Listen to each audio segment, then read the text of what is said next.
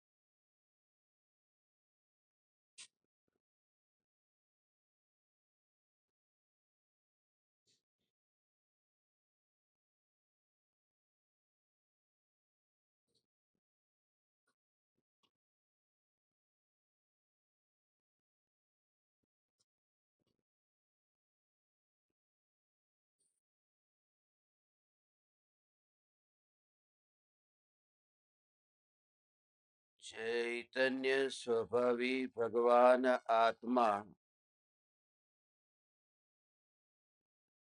स्वयं ही चैतन्य समय सार है।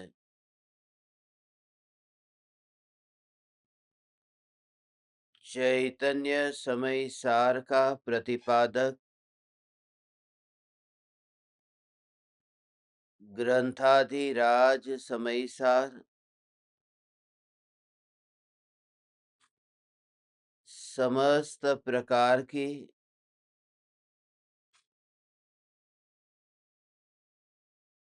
पर द्रव्य के साथ कल्पना में पैदा होने वाली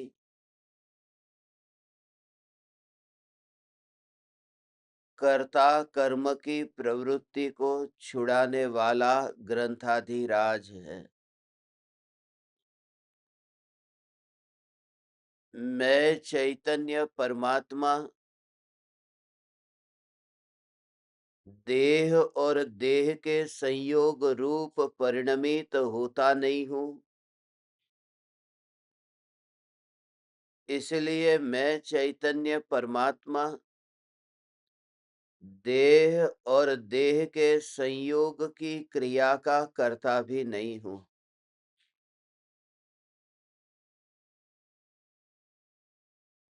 जगत के परिणमन को परिणमित होने के लिए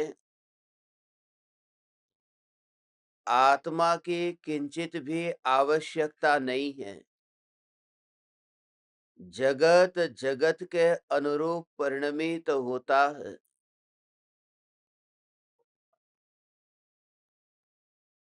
भले ही जगत जगत के रूप में परिणमित होता हो,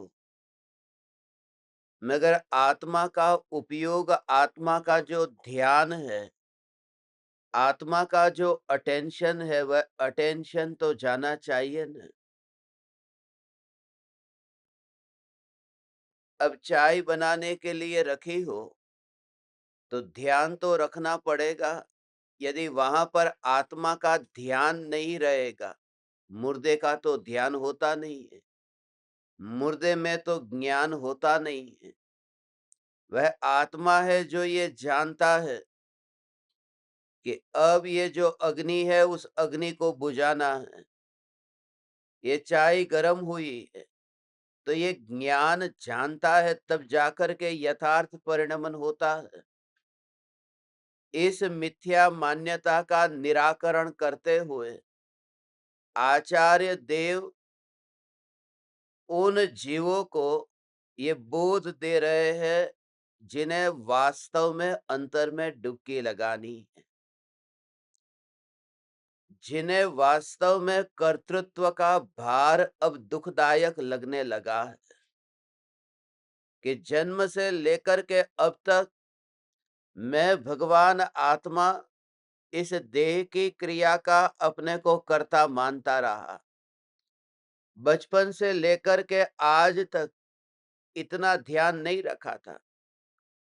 शरीर का ध्यान बुढ़ापे में ज्यादा रखते हैं। बच्चा तो खेलने कूदने में पड़ा है, जवान है वह भोगों को भोगने में पड़ा है, फिर भी शरीर स्वस्थ रहा।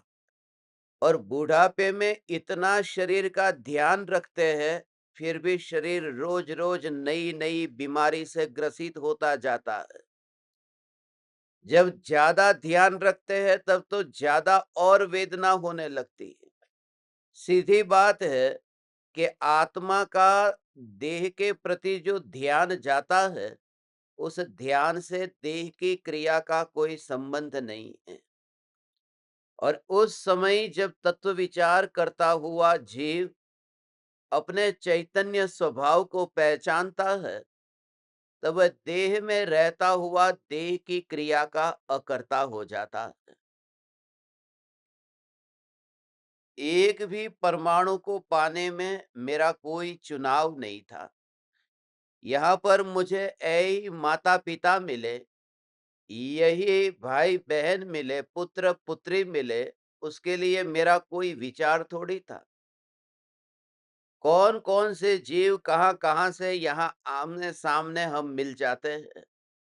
ये जो विश्व की व्यवस्था है, इस विश्व की व्यवस्था से एक समय के लिए अपने को अलग कर देना, एक समय के लिए उस लोक में चले जाना जिस लोक में किसी भी प्रकार का परिणमन नहीं है, उस लोक में चले जाना जिस लोक में उत्पाद व्यय रूप जन्म मरण नहीं है। ऐसी जब एक समय की दशा प्रकट होती है, तब ज्ञानी देह के अनंत परमाणुओं में रहता ही नहीं है, इसलिए उन्हें दृष्टि मुक्त कहते हैं। सिद्ध भगवान तो मुक्त है, मगर सम्यक दृष्टि दृष्टि मुक्त है। दृष्टि में जिनको मुक्ति दिख गई है, मुक्ति दिख गई अर्थात भगवान, ये जो मुक्त स्वरूप चैतन्य परमात्मा है, जो देह के साथ में बंधा ही नहीं है, ये तो ऐसा लगता है कि बंधा हुआ है। यदि बंधा हुआ होता तो वो जो मृत्यु के समय देह से जो बाहर जाता है, वो बाहर क्यों चला गया? यदि चिपका हुआ था देह के साथ में तो आत्मा क्यों गया?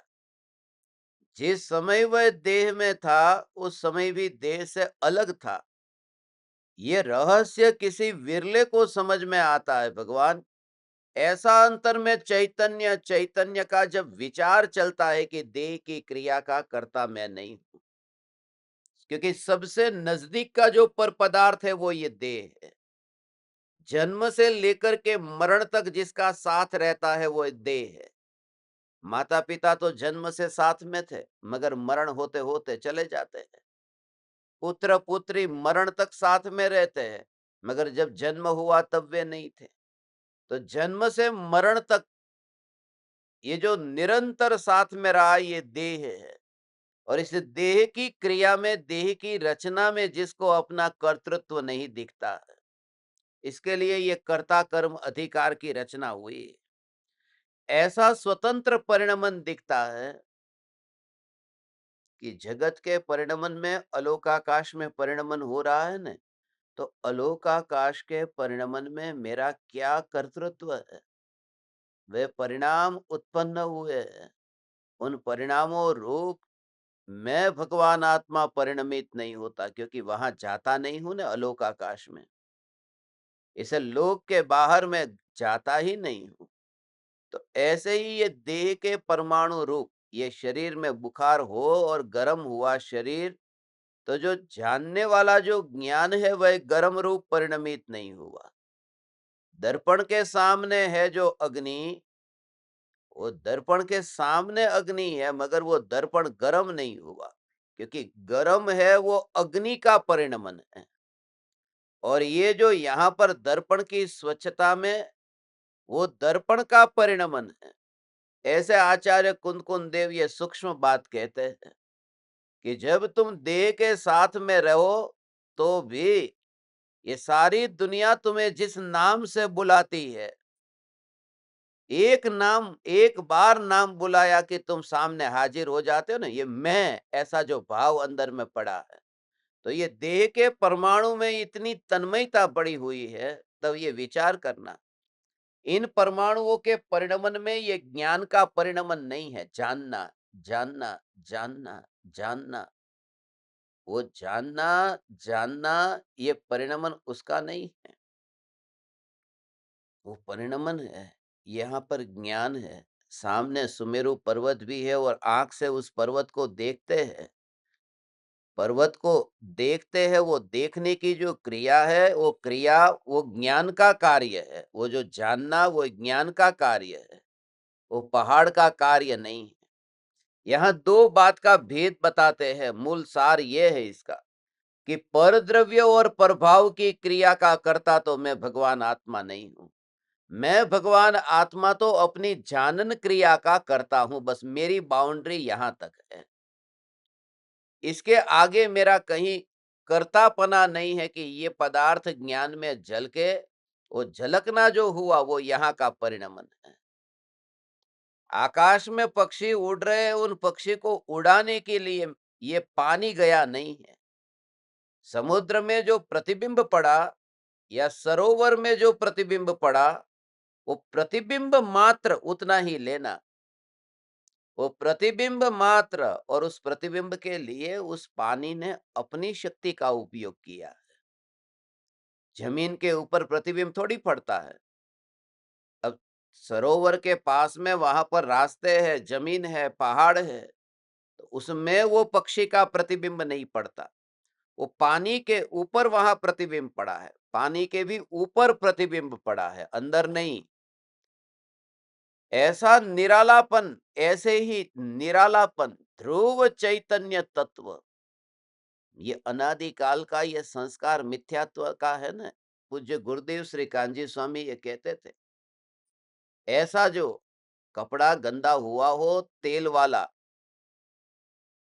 वो तेल वाला कपड़ा हो और उसके ऊपर धूल लगी हो, मिट्टी लगी हो, फिर वो कैसा हो जाता है? तेल निकालने वाला तिल में से तेल निकालता है ना, वो तेली, जिसकी दुकान में, जिसके कारखाने में वो जो तेल निकालता है, तो वो तेल निकालते निकालते उसके कपड़े भी तेल वाले होते हैं, और वहां पर धूल वगैरह होती है तो चिपकती है।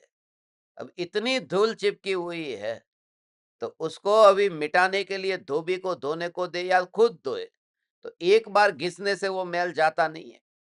एक बार घिसा, फिर दूसरी बार घिसा, कितना बार बार घिसते घिसते वो मैल फिर पतला होता है। ये जो मोह का भाव हमारा ऐसा है, भगवान कल भी हमने सत्संग सुना था, परसों भी सुना था, मगर परिवर्तन कहाँ आया? कि वो अंदर में मिथ्यात्व का गाढ़ ऐसा संस्कार अनादि का है, वो मैला कपड़ा ऐसा है। मगर चिंता नहीं करना, वो बार बार तत्व विचार से अंदर में परिणमन होता है। बच्चा खाली स्कूल में जाता है, रास्ते पर जाता है, किसी ने गाली बोली कि सुनी और सीख गया, जिंदगी भर भूलता नहीं। वो एक बार बुरे शब्द सुन करके उसमें वो संस्कार में चले जाते हैं। तो जो तुम दिन रात ये चैतन्य की पुकार सुनते हो, उसका संस्कार तैयार हो रहा है। मैं ज्ञायक देव, मैं ज्ञायक देव, मैं ज्ञायक देव, ऐसा संस्कार अंदर में तैयार हो रहा है। ये ध्रुव ज्ञायक देव मात्र, अस्तित्व मात्र, तब तुम्हें ऐसा दिखेगा कि ये ज्ञान के परिणमन के अलावा मेरा कोई कोई कोई परिणमन नहीं है। ये देह जो बना, ये देह की रचना हुई किसी भी प्रकार के ओ इस देह को इतना अलग न्यारा होकर के देखता है, ऐसा न्यारा होकर के देखता है, ऐसा ध्रुव चैतन्य परमात्मा तत्व। हे चैतन्य परमात्मा, ऐसा निरालापन। You just feel the separation. कैसा सेपरेशन होता है कि ये जो ज्ञान है और ये देह के परमाणु, उसमें कर्तापना नहीं है। सांस अंदर से आई, तुम इतना तो विचार करो भगवान, ये हवा अंदर गई, इस हवा को तुमने कहां से लाया, कहां से बुलाया? पूरब से बुलाया, पश्चिम से बुलाया, उसको हाथ से पकड़ कर लेकर आए, उसके लिए क्या किया? ये जो सांसों की क्रिया चल रही, उसमें थोड़ा भी यदि बुद्धि का उपयोग करोगे तो समझ में आएगा कि ये हवा को कहां से पकड़ कर मैं लेके आया। शरीर में कैंसर की गठान हो गई, उस कैंसर की गठान को मैंने कब आमंत्रण दिया था? वो कैंसर की गठान को मैंने भगवान बुलाया था कि तू आ मेरे शरीर के अंदर। वो गठान पैदा हुई न, वो शरीर ठंडे से गर्म हुआ, बुखार आया तो कितना सपना मैंने देखा, कितना भाव से आमंत्रण दिया कि हे शरीर तू गर्म हो, बुखार कब आएगा? कहने का अर्थ ये, तुम विचार करो कि देह के एक भी परमाणु में मेरा इतना भी कर्तृत्व नहीं है, इतना भी कर्तृत्व नहीं है। ऐसा एक एक परमाणु का इस प्रकार से परिवर्तन, परिणमन, कहां कहां से कौन सा परमाणु, और कोई विकल्प की अपेक्षा के बिना,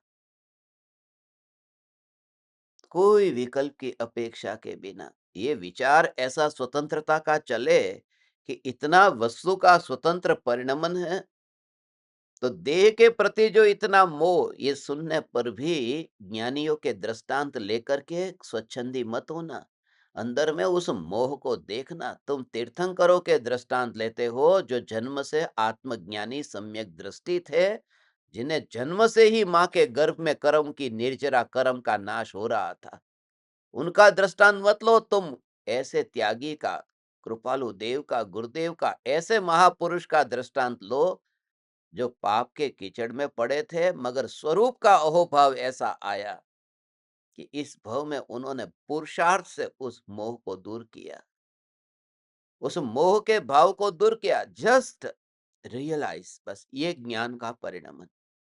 पहले ही विचार में पहला भाव ये कभी आए तो समझना की शुरुआत हुई। शुरुआत यहां से होती है। कांच का गिलास खाली गिरा और फूटा, तो उसमें पहला ही भाव उस समय तुम्हें आया, अब आएगा। ये जो गिलास फूटा उसको जानने वाला ज्ञान नहीं फूटा, ये जानना हुआ। ये गिलास फूटा, अभी तो गिलास से शुरुआत करो, फिर जब पैर फिसल जाएगा और हड्डी टूटेगी, तब भी ये एहसास होगा कि ये हड्डी टूटी है। अभी तो गिलास टूटने में स्वीकार नहीं होता। 10 रुपये का गिलास फूटता है तो स्वीकार नहीं होता है कि तूने ध्यान से क्यों नहीं देखा, नौकर को कितना डांटा फटकारा। ध्यान से रखना चाहिए। अंधा है क्या? दिखाई नहीं देता क्या? और खुद के पैर से टूटा हो तो पागल है क्या? बीच में गिलास रखा क्यों तूने? मगर खुद ने ही रखा हो और खुद के पैर से टूट जाए तो फिर भी नौकर की पागल है क्या? सेठ ये तो आपने रखा था, भले मैंने रखा था, तूने क्यों नहीं उठा लिया? एक एक घटना में जब पराये को दोष देने वाली जो वृत्ति है, इसलिए ज्ञानी अपने को समा लेते, सिकुड़ लेते हैं। ये जो सिकुड़ लेते हैं अर्थात वो कछुए की तरह है। कछुआ, शेर होता है, वो शेर और कुत्ता, कुत्ते को कोई लाठी मारे ने तो कुत्ता लाठी को काटने जाता है, और शेर को कोई लाठी मारे तो लाठी को नहीं काटता है, शेर लाठी मारने वाले को खाने जाता है। वो देखता है कि असली लाठी कहां से आई है, वो मूल जगह पर जाता है। मगर कछुए को कोई लाठी मारे तो न वो लाठी को काटता है, न लाठी मारने वाले को काटता है। वो अपना जो मुंह होता है वो उसको अंदर में सिकोड़ लेता है कछुआ, और उसकी ढाल इतनी मजबूत होती है कि उसे होता नहीं है कुछ भी। वो अपने मुंह को सिकुड़ लेना। तो 3 प्रकार के जीव है। एक जीव तो ऐसा है कि जब कोई व्यक्ति उसे खराब बोले, कोई व्यक्ति अपने मान्यता के कोई विपरीत काम करे, तो वो उस व्यक्ति के नौकर को कहा कि तूने गिलास क्यों फोड़ा।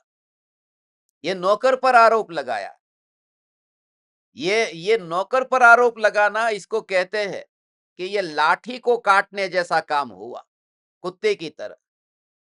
मगर कोई है कि लाठी को क्यों काटूं, वो नौकर के ऊपर क्यों मैं खराब भाव करूं। ये मेरे कोई कर्म है जिसकी वजह से ये गिलास फूटा मेरे घर का। नहीं तो रोज गिलास पड़ा था, आज क्यों फूटा, क्योंकि कर्म मेरे पूरे हो गए। ये मेरे ही कर्म का खेल है। तो उसको कहते हैं लाठी मारने वाले के ऊपर गुस्सा किया। ये लाठी आई कहां से, गिलास फूटा कहां से, कि कर्म था इसके लिए फूटा। तो कोई तो ऐसे है जो लाठी को काटते हैं, कोई लाठी मारने वाले को, कोई ऐसे है घटना के प्रति द्वेष करते हैं, और कोई ऐसे है कि घटना जिसके कारण हुई ऐसे कर्म के प्रति द्वेष करते हैं। मगर सम्यक दृष्टि ज्ञानी धर्मात्मा उस घटना जो घटी वहां से अपने उपयोग को अंदर ले जाते हैं, वहां पता ही नहीं। ज्ञानियों के पास में फालतू का समय होता ही नहीं है, वो अपने उपयोग को अंदर ले जाते हैं। व्यक्ति को दूर नहीं करते, व्यक्ति सब पड़े रहते हैं, किसी के प्रति कोई नहीं। तुम्हारे घर में विरोध हो, विवाद हो, माँ बाप से हो, उनको मत कहो कि घर से बाहर निकलो, उनको मत कहो कि मेरी नजर के सामने मत आओ। जो भी हो रहा है बाहर में, सिर्फ इतना कि अपने उपयोग को अंदर में सिकुड़ लेना है। अपने उपयोग माने अपने अटेंशन को, जो अटेंशन बाहर जा रहा है वहां से अपने में सिकुड़ जाता है। और उसका कारण है कि जब तुम इतने थके हुए हो, अब रात को हम नींद में क्यों जाते हैं। तुम जरा विचार करो कि नींद में जाते हैं जब हमारे सामने तिजोरी में धन का ढेर रखा है, सामने महंगे महंगे शोपीस रखे हुए, अच्छे कपड़े हैं, गहने हैं, ये सब कुछ सामने रखा है, और हम देख रहे हैं, और देखते देखते फिर नींद में चले जाते हैं। और तैयारी तो की ने, बेड पर लेट गए, तकिए पर सिर रख लिया, ओढ़ लिया, पता है कि ये सब सोना चांदी है, और थोड़ी ही देर में मेरा अटेंशन वहां से हट जाएगा, मैं नींद में जा रहा हूं, तो भी क्यों मजा आता है। इसके लिए क्योंकि आंख बंद करने में भी मजा आता है, क्योंकि खुली आंख से थकान बहुत लगी है। तो भले अनजाना हो जाएगा तो चल जाएगा, मगर मैं सो जाता हूं। जब थकान इतनी होती है तो अनजाना होने के लिए तैयारी आ जाती है। जब वो संसार के परिभ्रमण की, राग द्वेष की थकान होती है, तब वो इतना उब जाता है अंदर से कि अटेंशन अंदर चला जाता है। ये एक दिन का नहीं है हो, ये रोज रोज का ऐसा विचार है। सीता जी ने राम को छोड़ दिया ना, वो सीता जी ने राम को एक दिन में नहीं छोड़ा कि अब मैं बस सन्यास ले लेती हूं। छोड़कर चली गई सीता जी, पृथ्वी में समा गई। हमारे जैन धर्म के हिसाब से पृथ्वीमती माता का, आर्या का संग था, वहां जाकर के समा गई। मगर वो राम से तो दूर हो गई ना, वो अचानक दूर नहीं हुई। ये रोज रोज का था, रोज रोज का था। वहां पर 14 बरस तक साथ में रही। राम को वनवास था ने, सीता को थोड़ी वनवास था। फिर भी वहां पर साथ में रही, और रावण उठाकर लेकर गया। कुछ भी हो, ध्यान तो उनको रखना था, खुद अपनी पत्नी का ध्यान नहीं रख पाए। कुछ भी हो, जिम्मेदारी उनकी थी, और रावण उठाकर लेकर चला गया। उसमें सीता का क्या अपराध था। फिर भी सीता ने सजा भोगी, लंका में 6 माह रही, रावण ने उसे छुआ नहीं, फिर भी उस पर शंका की। उसमें भी सीता की क्या गलती थी। फिर सीता को जंगल में छोड़ दिया, गर्भवती सीता को धोबी के कहने के कारण। उसमें सीता की क्या गलती थी। और फिर अग्नि परीक्षा कर, अब तो अग्नि में तू पढ़, उसमें सीता की क्या गलती थी। ये अग्नि परीक्षा कराना, ये सब, इतना सब ये इतना रोज-रोज सब हुआ था, अंदर में इकट्ठा होता जाता है। तब सीता ने कहा बहुत हो गया राम, अब मैं छोड़ती हूँ, अब मैं छोड़ती हूँ। इसलिए वो जो आपको भेजा ना राम का पश्चाताप हमारे गुरुजी की रचना है। तो वो जो है ना वो उनमें वो कि जब स्त्री है वो स्त्री अबला कहलाती, अबला कमजोर स्त्री होती है, मगर ऐसे पति का साथ पाकर के और ऐसी हरकतों की वजह से वो पति से भी उब जाती है। रोज रोज होता है, एक दिन का नहीं है। और उब जाती है तब वो अबला वो फिर व्रत धारण कर लेती है, संयम धारण कर लेती है, और अबला में से फिर वो सबला हो जाती है। फिर वो अबला नहीं रही।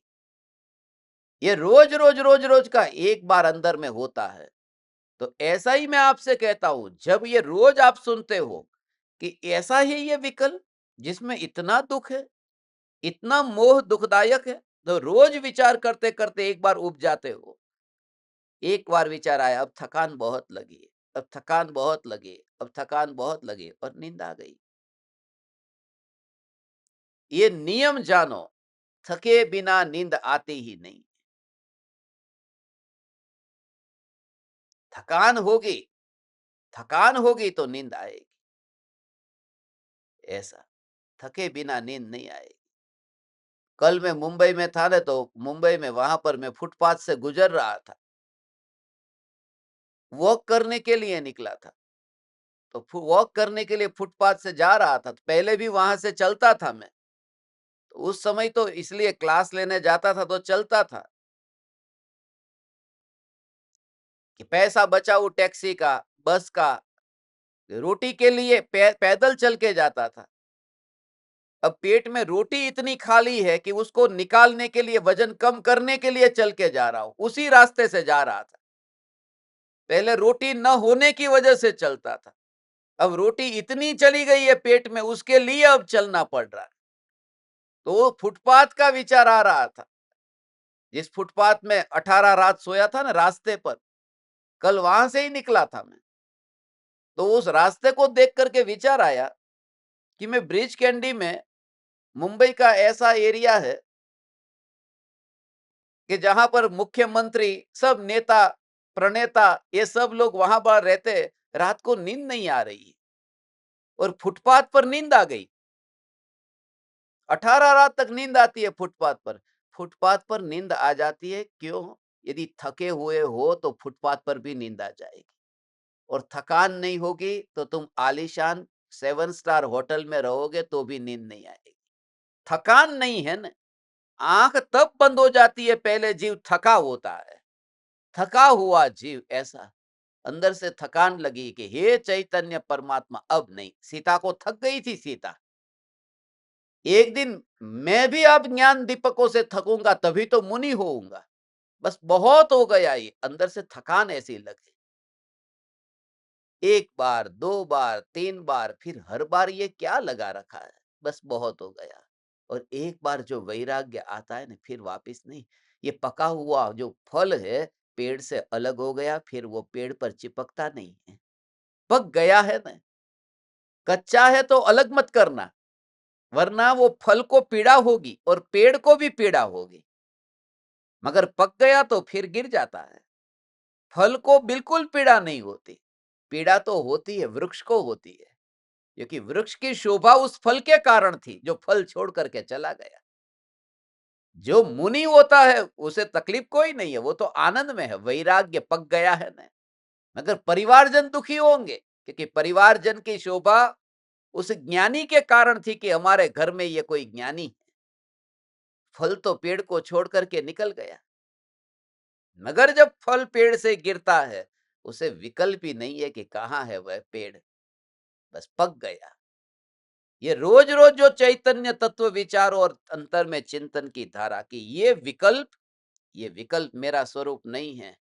विकल्प के साथ में हम नाता नहीं रखते। जो विकल्प धोखेबाज है, ये विकल्प धोखेबाज है। वो पल पल में पलटता है। मेरी पत्नी पलट गई, मेरा पति पलट गया। शादी के समय दिए गए किए गए जो वादे थे, जो पंडित ने जबरदस्ती दिलाए थे, पता भी नहीं था कि क्या होगा। वो जो ये ऐसा पलट गया, रोज-रोज का विवाद, रोज-रोज का ये सब होता ही है। ऐसा नहीं होता तो सिद्ध शिला में अनंत सिद्ध परमात्मा वहां पर क्यों होते भगवान? इससे द्वेष नहीं करना, पूरा समझ लिया। गिलास कांच का था, फूटा, स्वाभाविक है। गिलास कांच का है, मिर्ची मुझे तीखी लगी, अरे तीखी क्यों लगी? मिर्ची का स्वभाव तीखा है,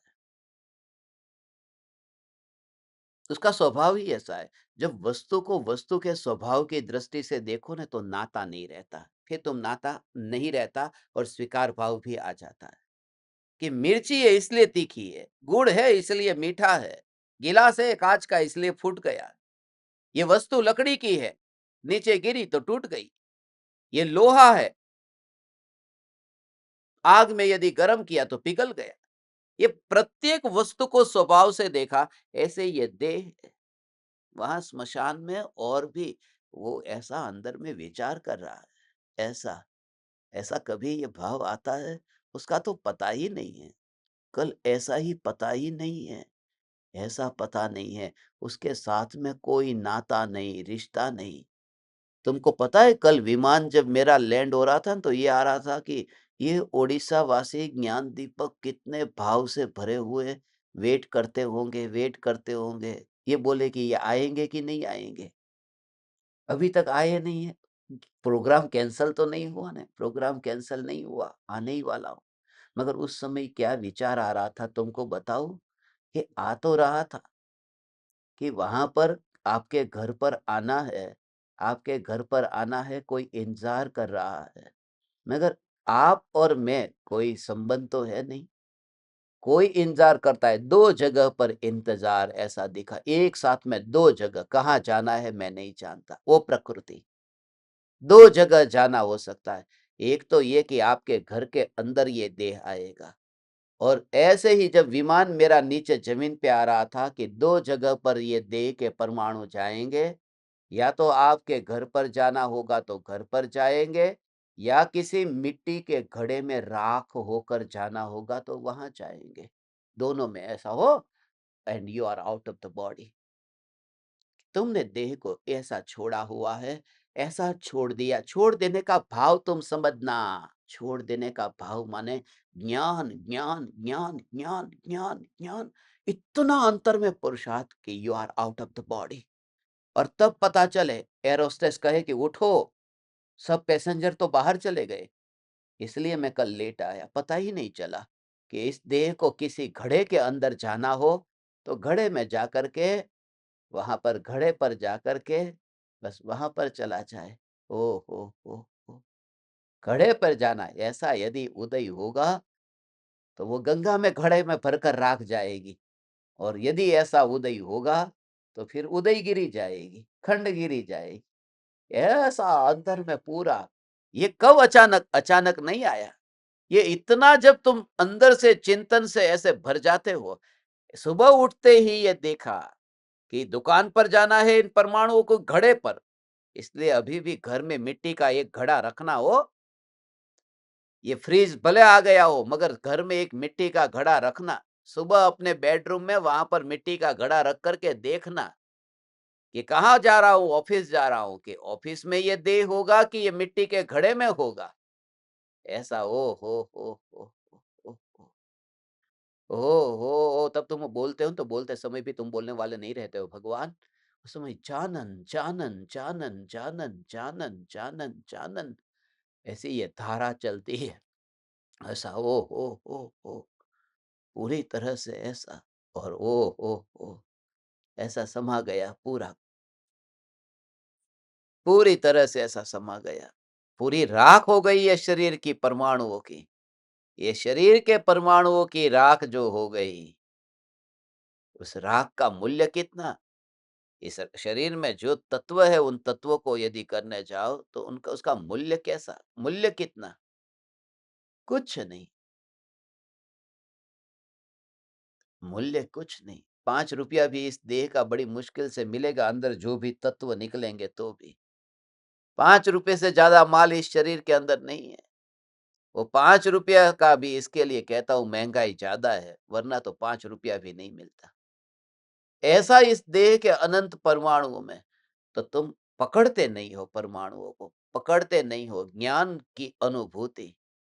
विमान में से विमान भी एक घड़ा है, आपका घर भी एक घड़ा है और वह मिट्टी का भी घड़ा है। मगर किसी भी घड़े के अंदर जाने में वही ज्ञान घड़े में समाता नहीं है। ओ हो, दोनों में अलग नहीं रहता हो। दुनिया ये देखती है, दुनिया ये देखती है कि मिट्टी के घड़े में राख चली गई है। ज्ञानी तो पहले से ही देखता है कि मिट्टी के घड़े में ये मिट्टी अभी ये घड़ा अभी दिखाई देता है, चलता फिरता हुआ घड़ा दिखाई दे। इसलिए कहा न कि माता पिता वो कुम्हार का काम करते हैं, माता पिता ने ये घड़ा बनाया। ये घड़ा बनाने वाले कुम्हार ये माता पिता है। ये शरीर का जो निर्माण हुआ, ऐसे ही राख की दीवार का पड़ोसी में ये लिखा न कि ऐसा अंदर में ये है, ये ओ ऐसा ये स्वरूप है। चैतन्य चैतन्य चैतन्य का स्वरूप ऐसा है। ये दीवार है, वो दीवार मोटी दीवार की रचना करनी हो तो दो ओर से कारीगर होते ना, कड़िया कारीगर, एक ओर से वो ईंट रखता जाता है, सामने वाला कारीगर दूसरी ओर से, और दोनों मिलकर के दीवार बनाते हैं। ये माता पिता से ये राख की दीवार बनी है। माता पिता ये निर्माण करने वाले हैं, कारीगर है इस राख की दीवार। और इस दुनिया में ऐसी कोई दीवार नहीं है जो दीवार दूसरी दीवार को बनाती हो। ये मनुष्य के शरीर की दीवार ऐसी है कि माता पिता की दीवार से फिर और एक दीवार बनी, फिर वो एक और दीवार बनी, ऐसे दीवार पे दीवार बनती है। और उस दीवार से टिक कर के जो नहीं बैठता है न्यायक देव, उससे सेपरेट थोड़ा फासला रखता है और बैठ ही नहीं सकता ये अनंत काल तक। वो दीवार से टिक करके नहीं बैठता है। टिक करके नहीं बैठने का अर्थ है दीवार का अनुभव नहीं होता है, वह ज्ञान का ही अनुभव करता है। पहला ये अनुभव जीभ पर गरम गरम, जीभ पर ऐसा ऐसा अनुभव हुआ, गरम गरम खाना, अरे जीभ जल गई। पहला अनुभव ज्ञानी को ज्ञान का ही है। वहां पर ये विकल्प नहीं है कि अरे ये चाय में पी रहा था गरम गरम लगी, गरम नहीं, ये ज्ञान ही अनुभव में आया है, चाय नहीं। ये अनुभव ज्ञान का है। वो ज्ञान का अनुभव ये स्वीकार में फिर वो जीव वहां है ही नहीं। जब है नहीं तो अनुभव होगा कैसे? और ज्ञानी की ये दिन रात ये अंतर की परिणति होती, वो शरीर के साथ में रहते हुए भी वो शरीर में होते ही नहीं है, क्योंकि अनुभव उस देह के परमाणु का नहीं है।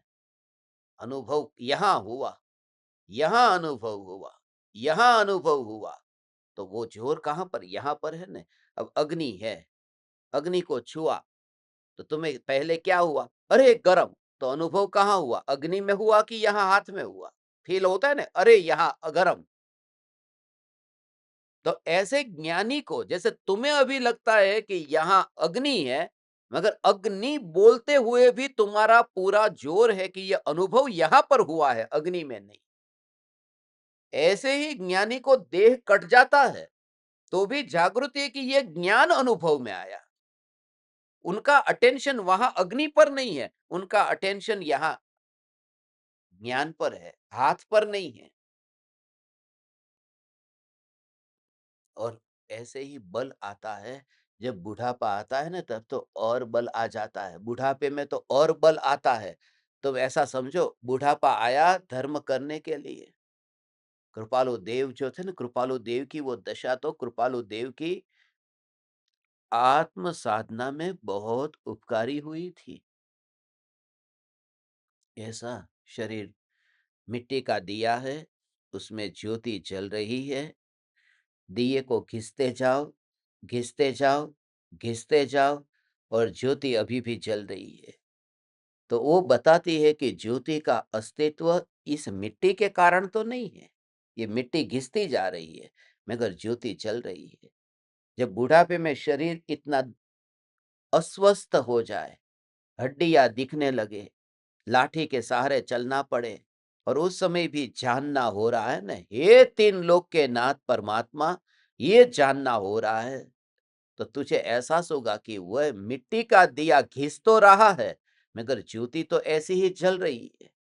वह ज्योति के बाहर कहीं मैं नहीं, वो ज्योति मिट्टी में नहीं जाती, और वो ज्योति दूसरा किस में नहीं जाती, धुएं में भी नहीं जाती। धुआं उड़ता उड़ता कहां पर जाता है, फैलता रहता है। वो ज्योति बात भी नहीं करती है धुएं से। अरे धुआं, तू कहाँ जा रहा है? ऐसा ज्ञान, राग का भाव, उस राग के भाव को ज्ञानी ने ऐसा ढीला देखा होता है, ऐसा मुक्त देखा होता है। ऐसा भाव आया तो उससे बात नहीं करते ज्ञानी, और सब क्रिया करते हैं, ऐसा दिखाई तो देता है। दूर से बच्चा आया तो आजा आजा आजा आजा मेरे प्यारे बच्चे आजा, तो तुम्हें ऐसा ही लगेगा कि ये तो ज्ञानी होकर के ये क्या कर रहे हैं। मगर उनके अंतर में वो जो आजा आजा, वो राग को भी न्योता नहीं दे रहे। बेटे को तो न्योता दिया ही नहीं है, वाणी को न्योता दिया नहीं है। वो राग को जो बेटे के प्रति हुआ, आजा बेटा, उसमें भी उसको न्योता नहीं दिया है। मगर ये सुनकर के तुम स्वच्छंदी होते हो और विषय के भोगों को भोगते ही रहते हो। जब तुम्हें कहा कि थोड़ा समय निकालो उसमें से, तब ये अच्छा नहीं लगता। ऐसा लगता है कि अरे ये बोध, हमें तो ध्रुव का बोध दो, ध्रुव का बोध दो, ध्रुव का बोध दो, ध्रुव का बोध तुम्हारी स्वच्छंदता का पोषण करने में तुम्हें कभी मीठा लगता है, और ये गुरु सब जानता है, सब जानता है। क्योंकि जैसे ही तुम्हें कोई ऐसी बात कही, मैंने बीच में कहा न कि आलू प्याज का त्याग कर दो, आप लहसुन का त्याग करो, मांस का तो त्याग कोई करने की जरूरत नहीं, सब त्याग करके ही बैठे हुए हैं। संयम के साथ में जीवन जियो। रात को भोजन क्यों करते हो? ये रात्रि भोजन का त्याग करो। ये सब जो जिसमें हिंसा, इतनी ज्यादा जीवों की हिंसा है, तो मना की। इंद्रियों के विषय के भोगो, मगर ये बात उनको अच्छी नहीं लगेगी जिनको निश्चयाभासी होने में रस था। तो दोनों की जो बात है, ऐसा जो दोनों की बात है,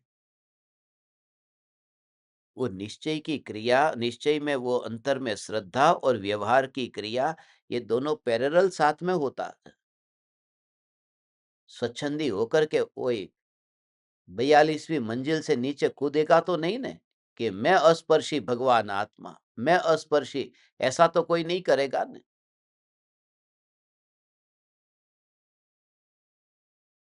स्वच्छंदी न होना, देह से ही, अपने देह से पहले नाता, ऐसा जो कल्पना में जुड़ा हुआ है, वास्तव में तो जुड़ा नहीं है। ये जो गाथा है, यहाँ पर कोई कोई कोई भी परमाणु के परिणमन का कर्ता मैं नहीं हूं, अपनी ज्ञान की क्रिया का करता हूं। ज्ञानी परिणामों को जानता हुआ परिणामों का कर्ता अपने को मानता नहीं, और ज्ञान की जानने की क्रिया का कर्ता ही अपने को मानता है। जानने की क्रिया, देह की क्रिया का कर्ता नहीं, जानने की क्रिया का। ओ हो, राग और द्वेष के परिणामों की क्रिया का नहीं, जानने की क्रिया। तो उसकी रचना, उसका अस्तित्व, बस वहां पर वह कहा, ये जो है ज्ञान, ज्ञान, ज्ञान, ये ज्योति जो जलती है ने, और यहाँ मानो कमरे में पूरे में धुआं फैल गया, तो धुआं फैला, तो वहां प्रकाश भी है ना धुएं के साथ में। ये बता रहे हैं, धुआं और प्रकाश के बीच में भेद जानो, कि जो ज्योति जली है, उस ज्योति का स्वभाव, घर में दिया क्यों जलाते हैं? धुआं करने के लिए नहीं, वो प्रकाश के लिए दिया जलाते हैं। तो ऐसे ही जब वो राग का भाव हुआ, तो ये स्वभाव नहीं है, उसमें मेरा नहीं, वो तो बात ही गिली थी इसलिए धुआं हो गया है। उसमें कहीं ना कहीं मटेरियल में प्रॉब्लम होगा, एक्स्ट्रा में। बाकी ज्योति का स्वभाव धुआं पैदा करने का नहीं है। ज्योति तो मात्र ज्योति है। ओ ओ ओ ओ ओ ओ ओ। ज्योति का स्वभाव मात्र ज्योति है, उसके अंदर कोई भी कर्तृत्व वहां पर नहीं। इसलिए कहीं किसी का नाम सुना, कोई ऐसा नाम वाला यहाँ रहता है, ज्योति धुआँ है? ज्योति प्रकाश है कि नहीं? हाँ, ज्योति धुआँ नाम का कोई नहीं होता, क्योंकि ज्योति में से धुआँ निकलता नहीं है। ज्योति का धुएँ से कोई नाता नहीं है। ज्योति का प्रकाश से ही है, धुएँ से नहीं है। ये नाम में ही ये बताता है, कहीं मैंने तो नहीं सुना। धूम्र का स्वभाव ये अलग है ना, ऐसा, धुआँ कहीं ऐसा। मगर हमारा रस भी है, कैसा रस है, वो धुएँ में हमारा रस है। यहाँ पर ऐसा बोर्ड लगाकर अब रखना है। मंदिर में यदि बोर्ड लगाकर रखेगा तो तुम्हें कैसा लगेगा? धूम्रपान करना मना है, नो स्मोकिंग। तुम अपने घर में ऐसा लिख करके रखना, नो स्मोकिंग। कि अरे हम कोई स्मोकिंग थोड़ी करते। ये जो राग का धुआं जो है, उस राग के धुएं को अंदर लेकर के मत जाओ। No smoking. ओनली जो प्रकाश है, चैतन्य प्रकाश, ये प्रकाश ऐसा है, ज्ञान ही है ना, जानना। जानने में से कुछ पैदा नहीं होता है। ज्योति के अंदर से, ज्योति के अंदर क्या है? जिसका स्वभाव प्रकाश है, ऐसा जिसके अंदर प्रकाश है और इतना अलिप्त रहता हुआ वह प्रकाश है, ऐसी स्वतंत्रता है भगवान। ऐसा राग का विकल्प होने पर भी ये ज्योति निर्विकल्प कैसे रही अनादिकाल से? यही तो चमत्कार ऐसा है, ये चैतन्य का चमत्कार है। हाँ? इतना खारा समुद्र, कितना खारा खारा समुद्र है। हाँ? समुद्र तो खारा होता है, मगर समुद्र के पास में नीचे जमीन में गड्ढा करो ने तो पानी भी खारा आएगा। आप बीच के नीचे यदि गड्ढा करोगे तो खारा पानी आएगा। तो वहां पर नीचे जो पानी पहुंच रहा है वो खारा पानी पहुंच रहा है ना। और पास में ही समुद्र के किनारे पर नारियल का पेड़ हो। एक कवि ने लिखा है कि मुझे तो आश्चर्य होता है कि इतने खारे समुद्र में इतना अगाध समुद्र, उसके नीचे भी इतना पानी भरा हुआ, जमीन में भी, उसके पास में जो नारियल का पेड़ है, उसमें जो नारियल है, उस नारियल में मीठा पानी भरने कौन गया है? ऐसा, वहां वो खारा पानी नारियल में क्यों नहीं गया? ऐसा ये भगवान आत्मा अलिप्त है। राग का खारापन भी है, मगर ज्ञान में वो खारापन आया नहीं। ये ज्ञान मीठा रस है। ओ हो।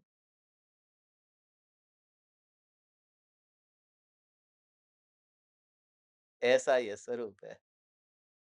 धुआं, वो धुआं मैं नहीं। देखो ये 77वीं गाथा पढ़ते हैं, बहुत गहरा भाव है। ओ, ओ, ओ, देखो,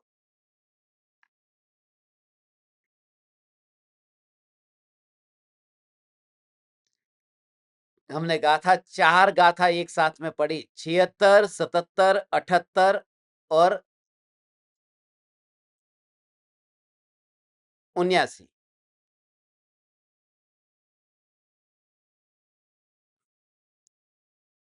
ज्ञानी, ये देखो,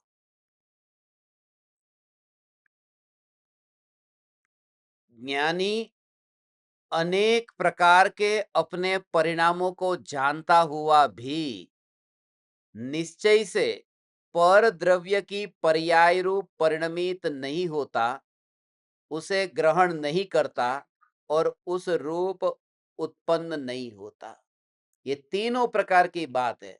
उस रूप परिणमित नहीं होता, उसे ग्रहण भी नहीं करता और उस रूप उत्पन्न नहीं होता।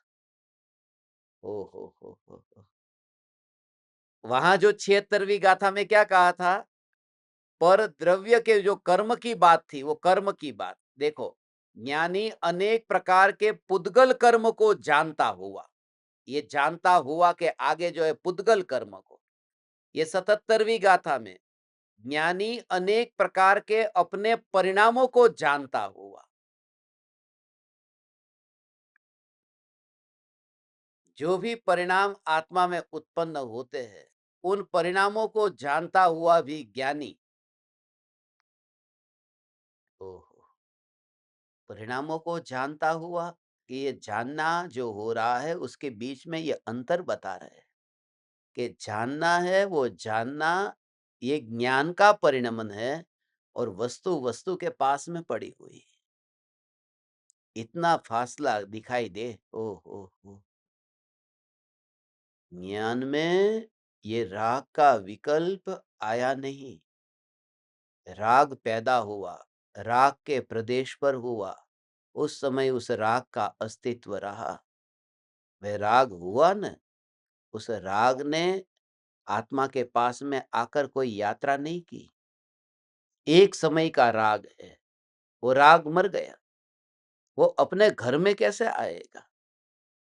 सबसे पहले ये बात कि घर के अंदर वह आ नहीं सकता, क्योंकि राग का अस्तित्व एक समय का है। फिर वो राग पर के लक्ष्य से उत्पन्न हुआ है।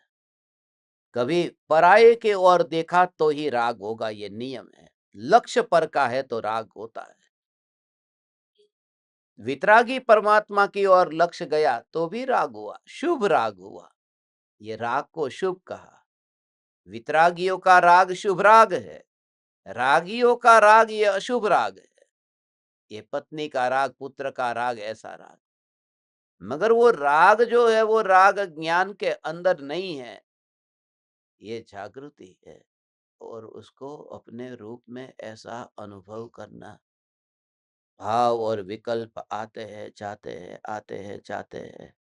उन विकल्पों में अपनी स्पर्शना किए बिना किनारे पर बैठ जाना, पानी को छूना नहीं, पानी को छूना नहीं। पहली बात तो ये कि ये जो नदी बह रही है, ये क्रोध आया और चला गया, मान आया चला गया, उसमें कोई फेरफार करने नहीं जाना कि क्रोध अब नहीं करूंगा, मान अब नहीं करूंगा। ये आपको मूल विधि बता रहा हूं भगवान। ये आचार्य देव का ये जो रहस्य जो इसमें है, ये जो भाव आया उन भावों को पलटने नहीं जाना। मगर मूल जड़ से तुमने कितनी प्रतिज्ञा ली कि मैं राग द्वेष नहीं करूंगा, फिर भी राग द्वेष आज तक कितने हुए? कितनी कोशिश की, कसम कितनी खाई थी, कितनी बार झूठी कसम तुमने खाई, कितनी बार झूठे वादे तुमने किए और वादे तोड़े हैं ना। संकल्प करके आए कि नहीं, अभिमान नहीं करना है। संकल्प कर लिया था कि अब मुझे विषय के भोगों को नहीं भोगना है। मगर फिर वो भाव कहां से आ जाता है? आ जाता है क्योंकि भावों को छोड़ने का संकल्प था ना। ये सिद्धांत समझना भगवान कि भावों को छोड़ने के संकल्प से भाव छूटते ही नहीं। ये भावों को छोड़ने का संकल्प है ना। असली बात यह है कि राइट डायरेक्शन नहीं मिला ना, तुम विधि ही झूठी है। इसके लिए तो विधि झूठी है, इस वजह से ये होता है। तुम पहले वहां पर ऐसा करते हो जो जहां पर वो बाद में जो है। ओ हो। पहले आटा डाला, उसके अंदर पानी डाला, फिर आटे को पूरी तरह से गरम गरम कर दिया और उसमें फिर घी डाला। ऐसा करते हैं कि पहले घी डाल करके आटे को सिखाते हैं। यदि हलवा बनाना है, सीरा बनाना है, तो उसकी प्रक्रिया है ना। पहले सब्जी डाल दो, उसके बाद में क्या डालो, धनिया डाल दो, उसके बाद पानी डाल दो और लास्ट में फिर ढेर सारा तेल डाल दो, उसके ऊपर जीरा डाल दो। ऐसा करते हो कि पहले तेल डाल के फिर जीरा डालते हो। ये उसकी जो विधि है, प्रक्रिया है ना। ऐसे ये प्रक्रिया की राग पहले नहीं छूटता है। पहले तो ये स्वीकार होता है कि ये अनुभव ज्ञान का है, राग का नहीं है।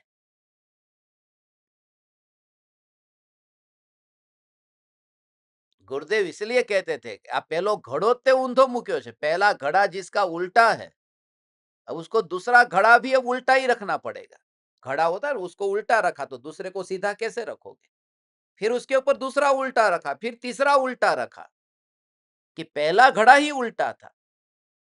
ये पहला घड़ा उल्टा, तुम्हारा पहला घड़ा उल्टा है। तुम राग को छोड़ने की बात करते हो, प्रतिज्ञा लेते हो। प्रतिज्ञा लेने वाला कौन है? अंधा है, अंधा प्रतिज्ञा लेता है। आंख वाला प्रतिज्ञा नहीं लेता है। ओ हो।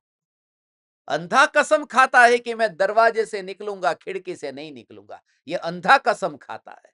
आंख वाला तो चुपचाप दरवाजे से निकल जाता है, खिड़की के पास जाता ही नहीं। वो कसम थोड़ी खाता है, जिसको दिखता है ऐसा है। मैं ये नहीं कि सम्यक दृष्टि ज्ञानी धर्मात्मा की बात निराली है, हाँ? वो कोई कसम नहीं खाते। और जो इतनी कसम खाते, कसम से जितना ज्यादा खींचेगा ना वो, कसम से माने उतना ही झूठा होगा। भगवान की कसम जो कभी मरते ही नहीं है। मां की कसम, मर जाए तो झंझट का। ऐसी ऐसी कसम खाते हैं। सच बोलने वाले को कसम की जरूरत नहीं। मैं कभी कसम नहीं खाता, कभी लाइफ में कभी कसम नहीं खाता। कभी यदि ज्यादा से ज्यादा कहना हो तो इतना कह देता हूं, परम कृपालु देव और गुरुदेव को साक्षी रख करके तुमसे ये बात कह रहा हूं। बस सामने वाले को ये कि गुरु के वचन है, उन्हें साक्षी रख करके तुम्हें ये बात कहता हूं। वंदित तु सव्व सिद्ध, मैं अनंत सिद्ध परमात्माओं को साक्षी रख करके ये समय सार लिखता हूं। साक्षी, मगर ऐसा कि तुम शुद्धात्मा हो, सिद्धों की कसम। परमात्मा को साक्षी रख करके, हाँ?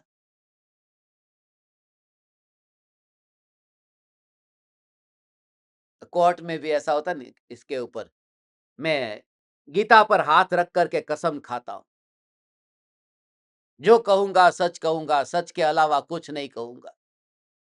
अब एक ने कहा, फिर दूसरा आया, उसने कहा कि मैं जो कहूंगा सच कहूंगा, सच के। तीसरा आया, एकाध तो झूठा होगा नहीं कि सब सच्चे। ये कस्में खाई जाती है झूठी। कोई प्रतिज्ञा नहीं लेना कि मैं गुस्सा नहीं करूंगा, ये प्रतिज्ञा मत लेना। ये गुस्से का जो परिणमन हो रहा है वो ज्ञान का नहीं है। बस यहां मेरे सामने मोर नहीं आना चाहिए। ये कौन हो तुम? दर्पण कभी प्रतिज्ञा लेता है कि सामने मोर न हो, इसकी मैं प्रतिज्ञा लेता हूं। वो तो कहता है कि मोर वहां पर मैंने लाया नहीं है, यहां प्रतिबिंब जो पड़ा, तुम यहां की बात करो। और मैं तो इसकी भी कसम नहीं खाता कि प्रतिबिंब नहीं पड़ना चाहिए, क्योंकि मैं ये जानता हूं कि प्रतिबिंब पड़ेगा। ये तो दर्पण का स्वभाव है, मेरा स्वभाव है। मोर की कला मोर का स्वभाव है, वो मैंने कुछ नहीं किया दर्पण ने। मगर दर्पण में जो अवस्था तैयार हुई है वो तो दर्पण की शक्ति है। उसमें दर्पण ने अपने प्राण डाले हैं। वो दर्पण का मटेरियल है, वो मोर का मटेरियल नहीं है। ऐसे ही ये अपना ही ज्ञान, ये अपना मटेरियल है। समझ में आ रहा है? ओहो। अब स्वच्छंदी होना है तो स्वच्छंदी हो जाएगा कि क्रोध को तो छोड़ना ही नहीं है, अभिमान को छोड़ना ही नहीं है। ऐसा नहीं भगवान। ओ हो। यही है, ये ज्ञान है न, ये ज्ञान है, ज्ञान है, ज्ञान है। यही चैतन्य तत्व है। ओ हो, ज्ञान है न, यही चैतन्य है, यही मैं हूं। ओ, स्वच्छता के बिना कोई दर्पण होता नहीं है। वो स्वच्छता जो है, धूल ऊपर लग गई है, मगर धूल होने पर भी वो धूल में वह ताकत नहीं है कि धूल दर्पण के अंदर जाए। वो धूल का परिणमन सिर्फ धूल तक ही रहता है। दर्पण की जो अवस्था तैयार हुई, धूल ने उस दर्पण की अवस्था के, यहाँ कुर्सी है, यहाँ दर्पण है, और उसके ऊपर धूल लग गई है, तो कुर्सी का प्रतिबिंब अब नहीं पड़ेगा दर्पण में, मगर धूल का प्रतिबिंब पड़ेगा। मगर वह जो धूल है, वह जो धूल है,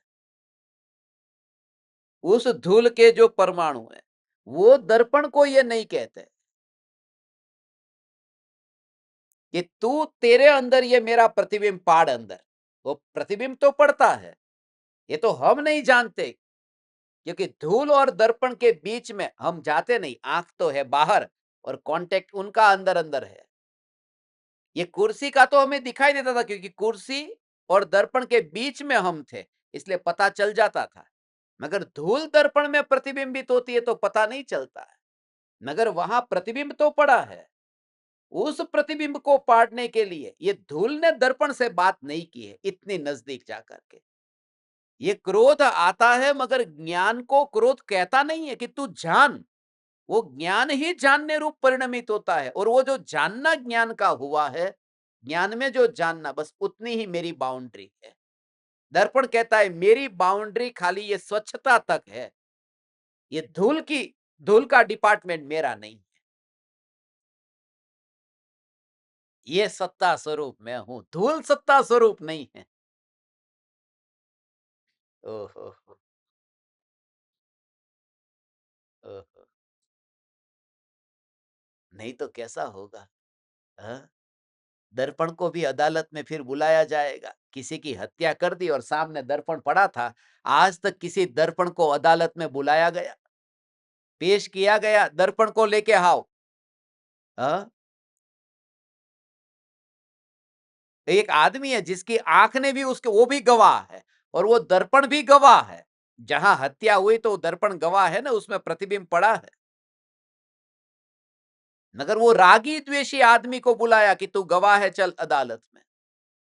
और दर्पण को बुलाया नहीं क्योंकि दर्पण में कोई विकल्प ही नहीं है, सिर्फ झलकना है। और झलक जाए उसमें कोई दोष नहीं है, अपराध नहीं है। झलकने में अपराध नहीं है, अच्छा बुरा उसमें अपराध है। तो मैं भगवान आत्मा, ये क्रोध आया है, उसमें क्या हो गया? वो मेरे अंदर मिला नहीं, तो फिर मेरे में तकलीफ है ही नहीं। पहली बात तो क्रोध मेरे में मिला नहीं है, इसलिए मेरे को प्रॉब्लम नहीं है। मगर रिफ्लेक्ट तो हुआ ने। तो कहते हैं कि खराब काम दर्पण में रिफ्लेक्ट होने से दर्पण अपराधी नहीं होता। ऐसे ही क्रोध ज्ञान में रिफ्लेक्ट हुआ है, प्रतिबिंबित हुआ है, उससे ज्ञान अपराधी थोड़ी हो गया। हाँ? ओ हो, हाँ? ऐसा है। दुबई में हमारा एक कार्यक्रम था, वहां पर थिएटर के अंदर अपना एक प्रवचन दिखाने वाले थे और उससे पहले एक वहां पर मूवी, दो शो चलने वाले थे, 3 से 6 का, 6 से 9 का। तो वो उनका कोई शो था बॉलीवुड का, थिएटर में जो रेगुलर होता है, मगर 9 बजे के बाद में थिएटर हमने ले लिया था। तो वो साधक वो जो भी वहां पर थे, तो उन्होंने वो दृश्य दिखाया सब। परम कृपालु देव की तस्वीर आई। तो उस समय मैं उनको मना करूंगा कि ऐसे पर्दे के ऊपर मैं कृपालु देव को नहीं दिखाने दूंगा, जिस पर्दे पर अभी ये शाहरुख खान ने काजोल के साथ में क्या किया है, ऐसे पर्दे के ऊपर ऐसा पर्दा नहीं चाहिए मुझे, मेरे लिए अलग से पर्दा लेके आओ। कृपालु देव है ना, पर्दा अलग से नहीं आएगा, वो उसी पर्दे पर कृपालु देव दिखाई देंगे। क्यों दिखाई देंगे? क्योंकि वो जो हीरो हीरोइन की छाप उस पर्दे पर जब रही नहीं है, तो तकलीफ क्या है? जितना विकार हुआ उस विकार की छाप ज्ञान के ऊपर रही ही नहीं है। इसलिए तो जब सम्यक दर्शन होता है तो भगवान आत्मा शुद्ध अनुभव में आता है, क्योंकि वो पुरानी छाप अंदर थी ही नहीं। ओ आવું સ્વરૂપ છે બાપુ, સમજાણું કાંઈ? ઓહો! आहा, आहा, ये अनुभव की बात है। मैं शास्त्र तो तुम्हारे लिए पढ़ता हूँ 2 मिनट तुम्हें खुश करने के लिए। बच्चे को जैसे चॉकलेट देते हैं ना और काम पूरा करा लेते हैं अपनी ओर से। ये शास्त्र की 2 पंक्ति चॉकलेट है तुम्हारे लिए। ये पंडितों के लिए। दो पंक्ति तुम्हारे लिए पढ़ ली। गुरुदेव भी ऐसी अंतर की बात करते थे वो। ठीक है, शास्त्र को पढ़ना है। कृपालु देव, गुरुदेव, कुंदकुंद आचार्य देव की वाणी है, अनमोल वचन है। मगर वो वचन में से भाव नहीं निकलते, भाव तो आत्मा में से निकलते हैं। ओह हो, शब्द में से भाव नहीं निकलते। ओह हो, ओह हो, ओह हो। हे चैतन्य परमात्मा, आप समस्त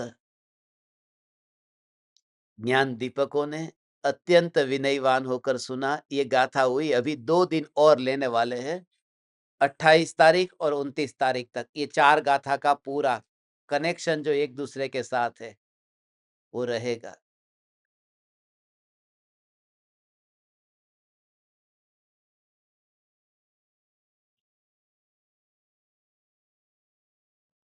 समय हो गया, बहुत हो गया।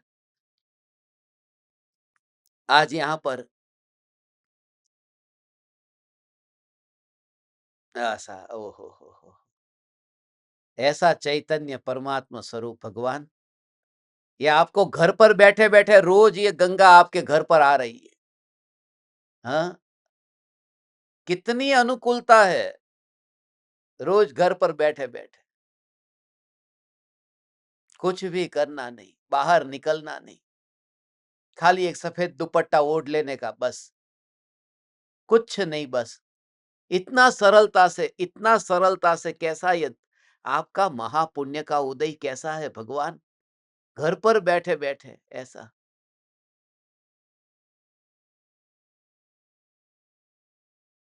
ऐसा होता है, वो पता ही नहीं चलता। मेरे को कंप्यूटर में काम करना था, कल किसी ने कहा मेरे को बोध दो, तो उनको प्रवचन दिया, तो उनको मैं बोलता जा रहा था जो बोलना था, और मुझे कंप्यूटर का जो काम करना था, वीडियो बनाना था, एडिटिंग करना था, मैं एडिटिंग कर रहा था हाथ से, उनको समझा रहा था। उनको लगा कि मैंने 1 घंटे उनको प्रवचन दे दिया, मेरा 1 घंटे का वीडियो का एडिटिंग का काम हो गया। तो ऐसा काम तो भगवान के टाइम में भी नहीं होता था कि 2-2 काम एक साथ में हो जाए। ये वर्क फ्रॉम होम वाले ऐसा करते, मीटिंग अटेंड करते हैं, ऊपर टाई बंधी है, शर्ट पहना है, और पत्नी ने सब्जी और चाकू दे दिया है कि इतनी सब्जी तू काट देना, संवार देना।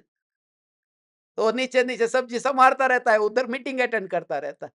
ये जूम वाले ने जो हमको झुमा दिया है, झुम बराबर झुम, अनुकूलता का पूरी तरह से निचोड़ करके लाभ ले लो और अपनी आत्मा आराधना करके यहां से बस विदा हो जाए। आप परमात्माओं को अनंत अनंत प्रणाम।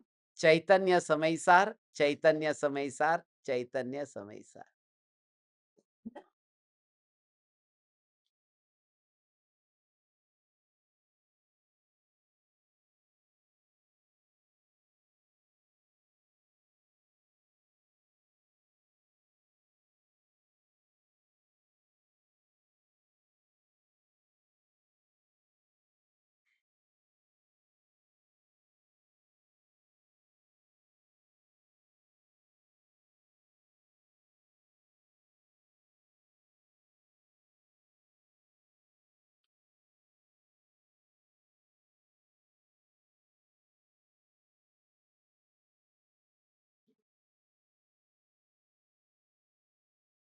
अहो अहो श्री सद्गुरु करुणा सिंधु अपार,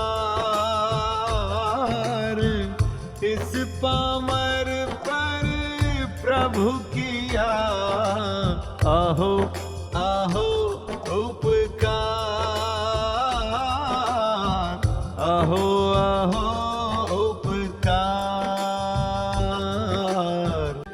देह सहित जिनकी दशा वरते देहातीत,